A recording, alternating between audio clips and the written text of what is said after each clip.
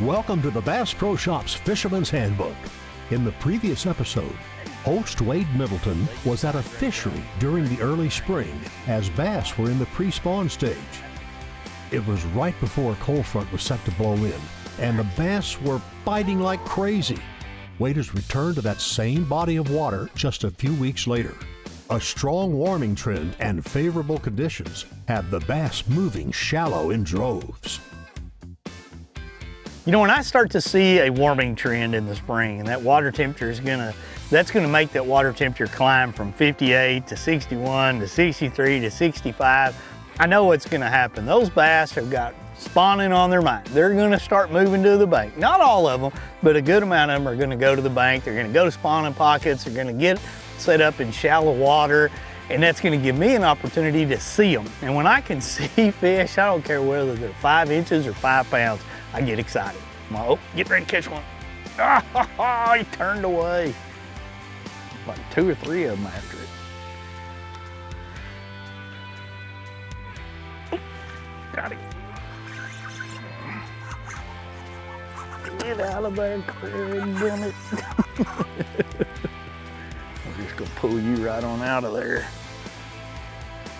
That's a good testament to the spin rod line right there. It's not a very big one, but we brought in all the salad with it. It's that little bitty guy. Hey, cut that out. We're gonna let you go. But we don't wanna have all the salad in there at the same time. You know, it's pretty typical this time of year. You can get in the back of the pocket, you see a lot of these males floating around that'll be, you know, 8 to 14, 15 inches long, and they will aggressively attack a lot of baits. Well, we brought in all the salad there. Spawning bass, when they get in this mood like this and they start setting up to spawn, it's so neat to watch them. You know, polarized sunglasses so that you can, you know, cut down the glare, be able to see down a couple of extra feet in the water column. Really makes it interesting for a fisherman because you get to see behavior that you normally can't see. You know, how fast they are actually biting and spitting the bait out, how they interact to protect a certain area. But it also tells you the type of cover that they look for when they're spawning, so that when you blindly cast going down the bank, you want to try to mimic and try to, you know, throw your bait in same or similar situations, because they don't just spawn everywhere. There's key areas, and when you can find those key areas, you can get a lot of bites. Holy cow. Heads up, heads up. I can't get by you.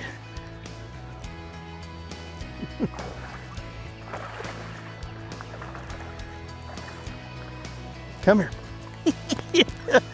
Oh, the odds of landing that when I flipped it up there in that grass, into the edge of those reeds.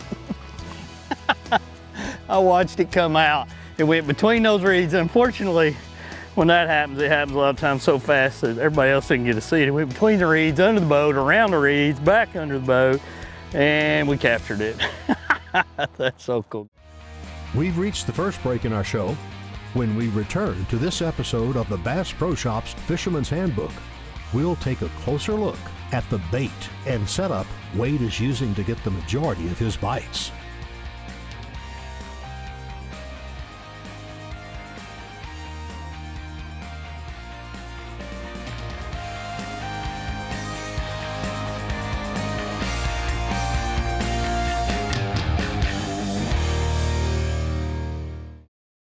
You know, when the fish start going shallow like that, the bass, and they're migrating up and they're getting in those shallow situations, I love to throw weightless baits or very light weighted soft plastics, an eco rig, weighted flukes, lightweight flukes, no weight on a fluke.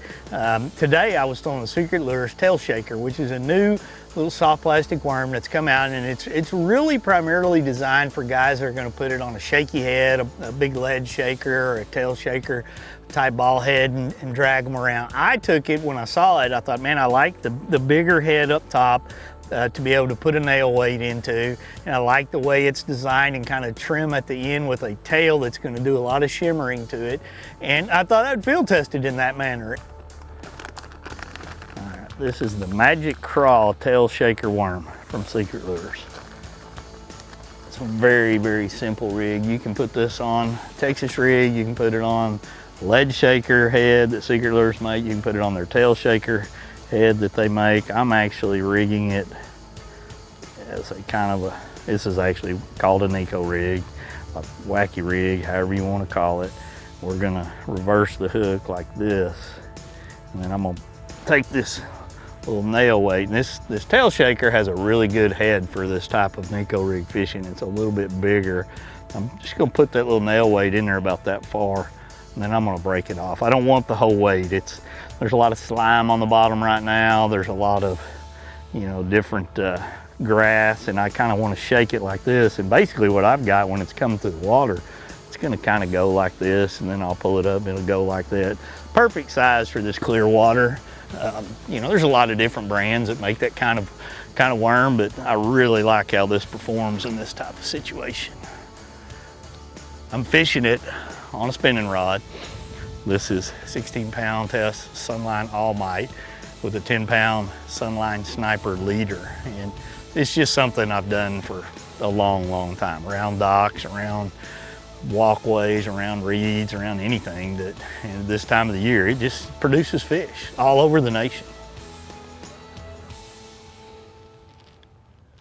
There we go. That is just springtime fishing. You can see this point right here, headed back to a spawning pocket. And I'm just throwing this tail shaker worm out there as basically a eco rig. I mean, it's the same thing I use in a lot of situations, and just fishing it really, really slow across there. You know, when those fish move up like this, they can be a little bit tougher to trick, but we tricked that one. He said, man, I like that bait. Fishing rod for this type of situation, I mean, I'm using the Johnny Moore's Platinum Signature Series spinning rods. They come in a couple different lengths. It's really gonna be based on what you like. I don't like to get much longer than a 7.4 for this type of a fishing. And one thing you'll notice when I do fish this, I try to throw a lot of slack in my line when I get the bait into the water. I want that bait to fall straight down. I want it to go vertically towards the bottom. I want it to fall straight down. If you have too much tension in your line and you're trying already to feel it right when it hits the water, you're pulling it away from your intended target. So when I cast, I throw a little bit of slack in the line, but basically I just don't do anything at that time. I don't want to move anything. Then I just kind of pick it up or I kind of shake it. But I think that falling bait on slack line is really key to getting bites. Woo! You are not a smallmouth. You think you are. You sure think you are. Ah, that's so fun. Ooh, you're not ready. Come here, buddy. Perfect. That was awesome. I felt that one. You know, you can see the bald spots. I mean, it'd be hard to see on the camera, but you can kind of see the bald spots that I'm using to kind of target with this little shaker worm, and just kind of dragging it along there really, really slow until I can, you know, shake it, let it fall, shake it, let it fall, and it's just kind of doing all that, and then off we go, set the hook.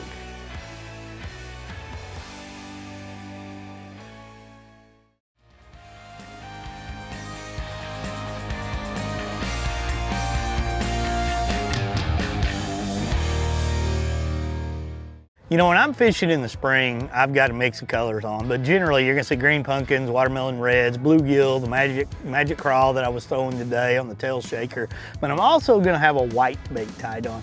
And that's for when I come across a fish on a bed that I can't see well enough with the bait necessarily on the natural colors. I really like to sight fish with the natural colors, but there are situations where it's too deep or I just can't see them. I'm gonna have a white bait. Today I was actually using that Stupid Grub, which is a new bait that Danny Blanford's created, and I was throwing it out there, and it was really neat watching those fish react to it because it has a lot of shimmer to it. When I was shaking it, they were, you know, pretty excited by it as a bed deal. So always, you know, piece of advice, have a white colored bait. You know, look at that Stupid Grub that they've got from Secret Lures and see how it sets up for you so that you can see how those fish react to it on the bed. Oh, you little sucker. The most maddening thing in fishing. Got it that time. Actually, I think that's the male. The female was going the other way. Caught this one on that stupid craw.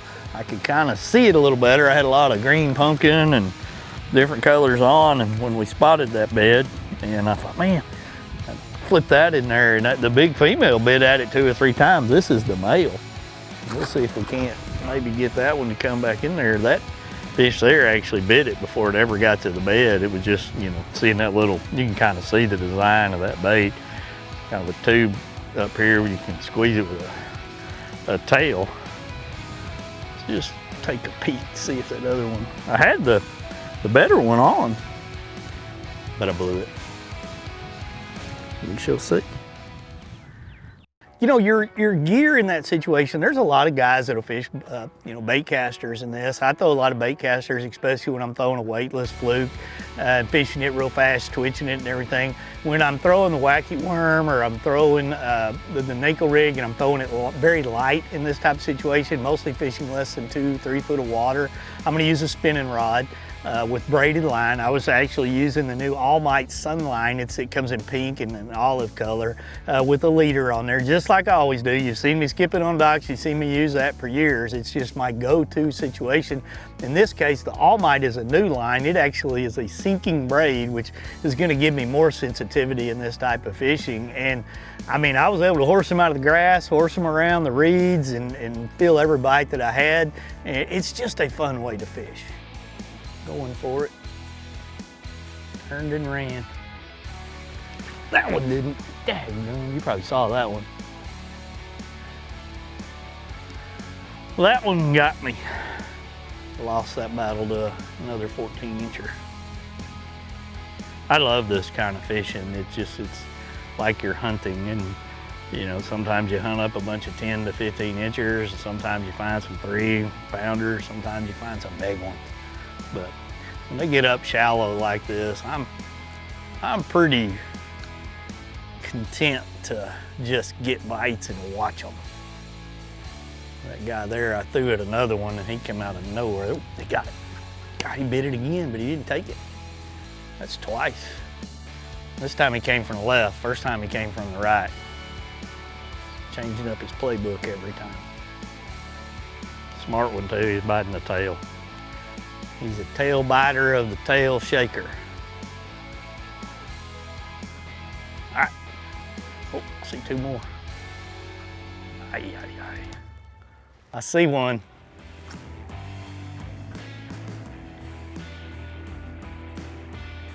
There's several of them up here.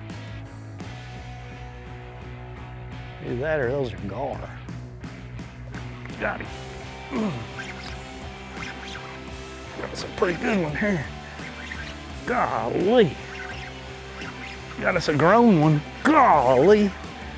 We got a grown one here. We fooled around and found one of them big ones back in the back of a pocket.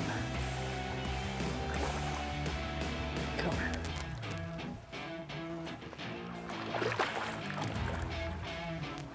Oh, yeah. Oh, I gotta get my power poles down.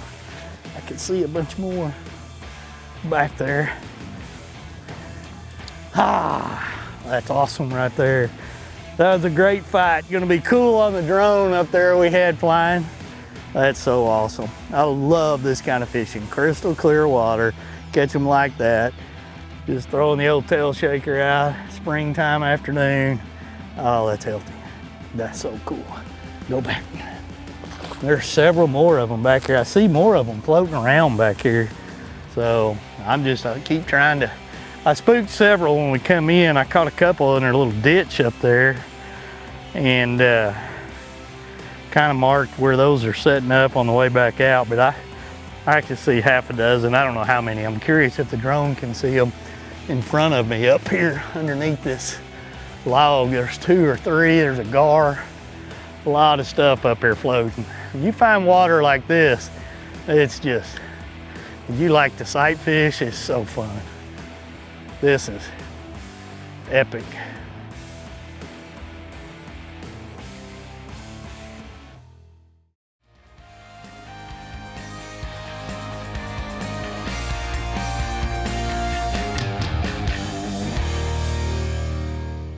You know, one of my strategies this time of the year is to try to target fish that maybe other people aren't fishing for, maybe they're not seeing. And by that, I mean, I'm gonna drop my trolling motor in a place that I think is a spawning pocket in about 10 foot of water. And I may throw some swim baits down the middle when I first go in there. I might throw a glide bait across it or some kind of a topwater in there in those situations. And then I'm gonna switch up to my wacky worms, my Nico rigs and those kinds of things. And I'm gonna fish down the middle. And I'm gonna look around with my live scope. I'm gonna look for a tree. I'm gonna look for things that are irregular. I'm gonna look for life. Not all the fish spawn on the bank. Not all the fish spawn in less than 3 foot of water. A lot of them spawn out there in 6, 7, 8 foot deep. They spawn in the top of trees in 20 foot of water. And those are fish that are not getting pressure. Those are fish that chances are could be a lot bigger. So when you see me going into the middle of a pocket when I first get there, that's my strategy. That's what I'm looking for. And that's a great way to fish for fish that are not necessarily getting pressure. See it right there? Okay. That fish didn't feel that hook. I mean, he got the worm. So I didn't get him a bite again.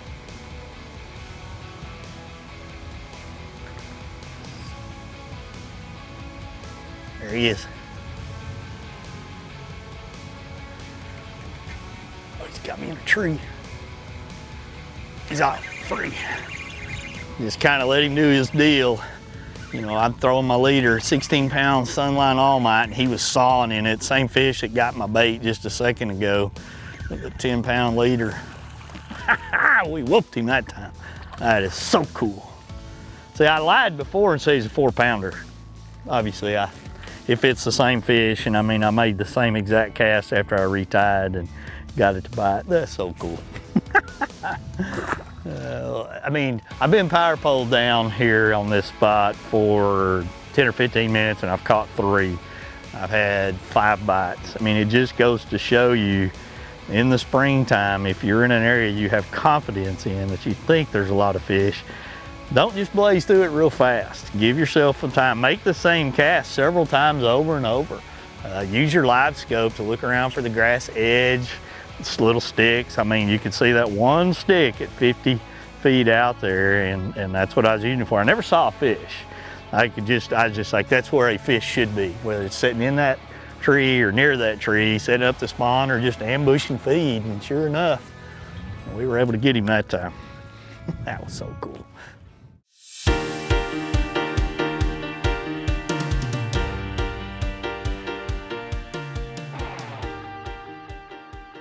There's one.